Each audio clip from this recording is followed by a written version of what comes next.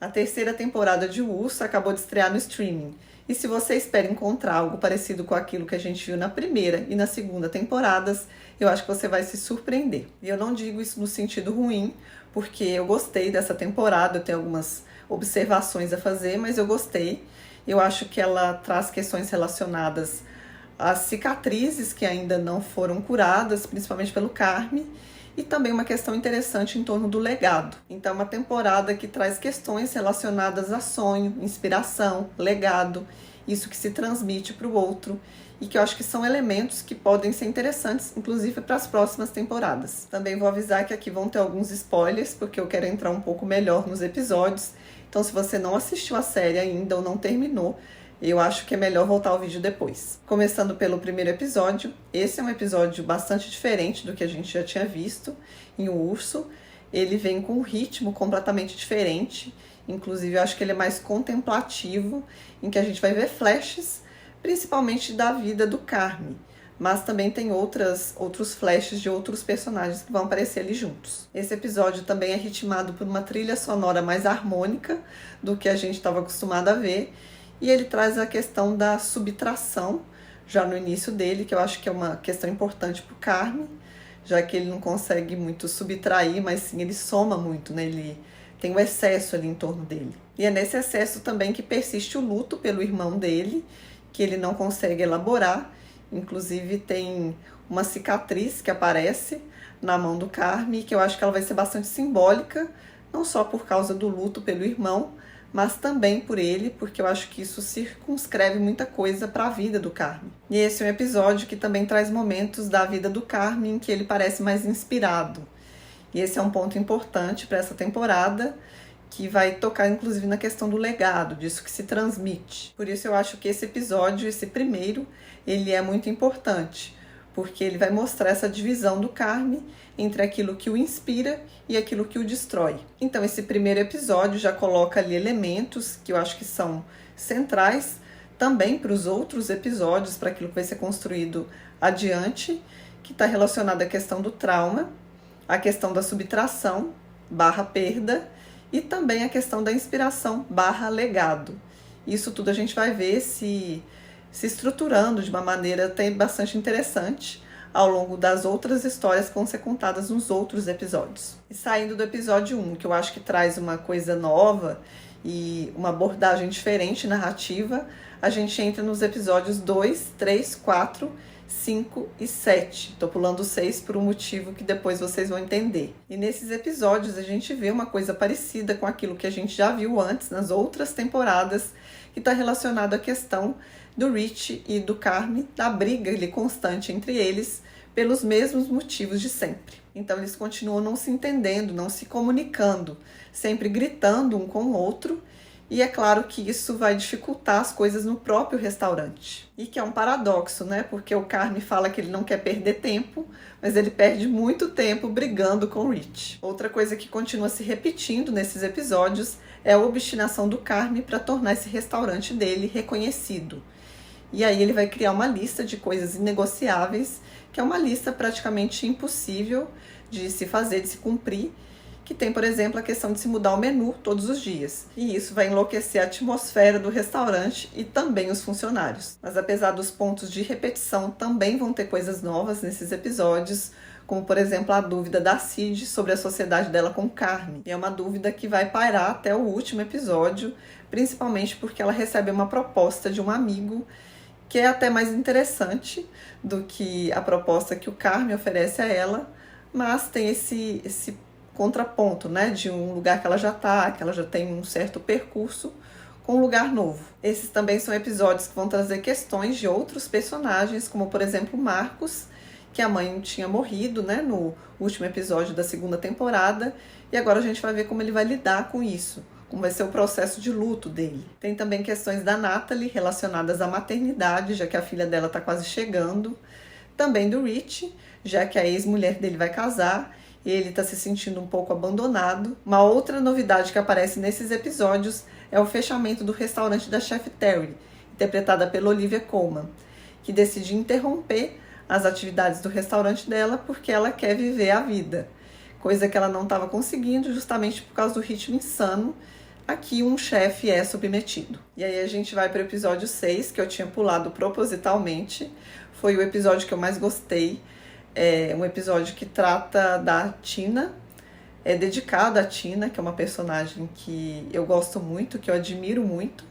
E ali a gente vai poder conhecer um pouco mais dela e de como ela chegou no The Original Beef e também por que ela chegou lá. Esse é um episódio que é dirigido e muito bem dirigido pela Ayo Edebiri, e ali a gente vai conhecer um pouco mais da vida da Tina de antes dela trabalhar no The Original Beef. Por exemplo, como era a vida dela com o marido, quais eram as dificuldades que ela passava, principalmente financeiras, e que vão levá-la até o restaurante do Mike. É também um episódio que a gente vê a parceria da Tina com o marido, que é uma parceria bastante interessante, em que um dá suporte ao outro, e também o desejo da Tina pelo trabalho, mas ainda que haja necessidade dela de trabalhar pelo dinheiro, também tem uma outra força que se coloca ali em jogo, que é esse sair de casa e fazer alguma coisa que seja dela. E depois de muitas tentativas de emprego, é que a Tina vai chegar no restaurante do Mike, assim meio que por acaso, e a conversa entre os dois é muito bonita, assim. Acho que a maneira como isso é tratado, a questão da inspiração, do sonho, né, versus a necessidade de trabalhar porque se precisa do dinheiro, e a maneira como o Mike também vai trazer isso, que a gente ainda não tinha visto nas outras temporadas, é bastante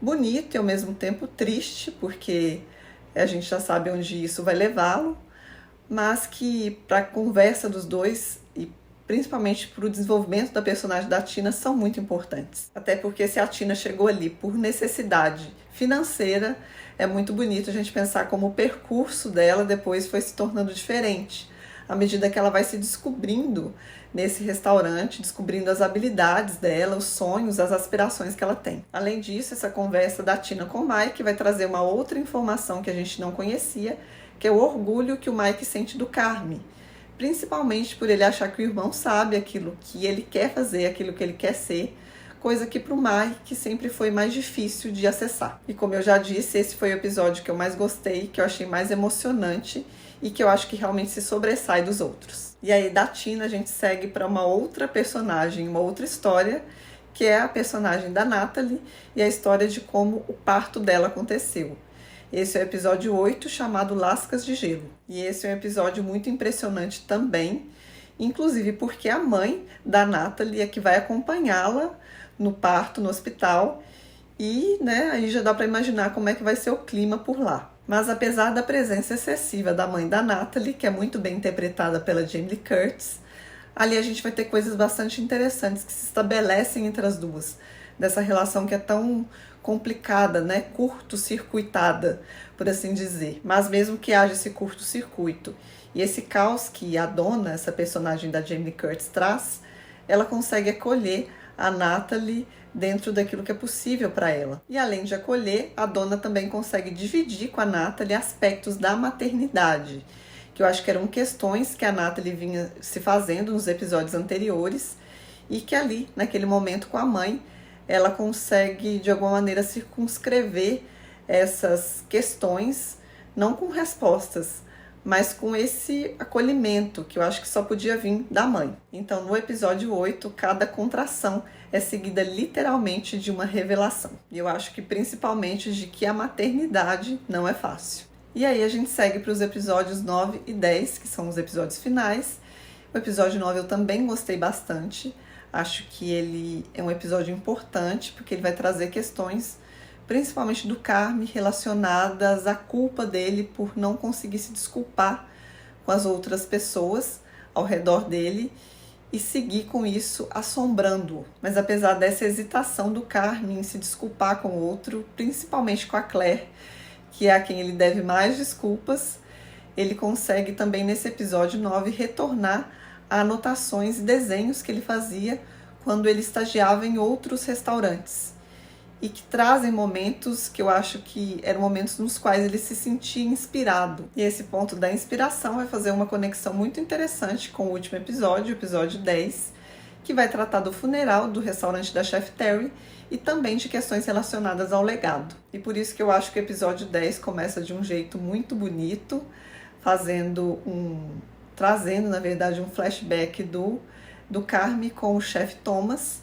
com quem ele trabalhou no passado, e a interação entre os dois é feita de uma maneira muito leve, porque ainda que haja exigência pela excelência ali, a maneira com a qual o chefe Thomas conduz isso é de uma forma muito sensível. E é essa mesma sensibilidade que a chefe Terry também traz com ela e que contrapõe aquele outro chefe com o qual o Carme trabalhou e que o tratava feito lixo. E esses traços dos chefes fazem com que a gente pense nessa questão do legado, o que cada chefe traz como marca dele, o que se transmite a partir dessa marca, e também quem nos inspira e quem pode nos destruir. Então, para a terceira temporada, essa questão do legado vai ser muito importante, assim como o retorno a certos traumas, principalmente do personagem do Carme. E apesar de eu ter gostado da terceira temporada, eu acho que tem algumas coisas que poderiam ter sido aparadas ali. Eu acho que essa subtração que falta ao Carme também faltou aos episódios, alguns episódios dessa terceira temporada, porque eu acho que traz às vezes muito excesso de coisas que a gente já viu. Tem, por exemplo, essas brigas constantes do Carme com o Rich, que eu acho que às vezes se exagera um pouco nisso, que é demais e que faltava dar uma cortadinha ali. E também tem nessa temporada umas frases de efeito que eles usam repetidamente e que eu acho que fica um pouco estranho.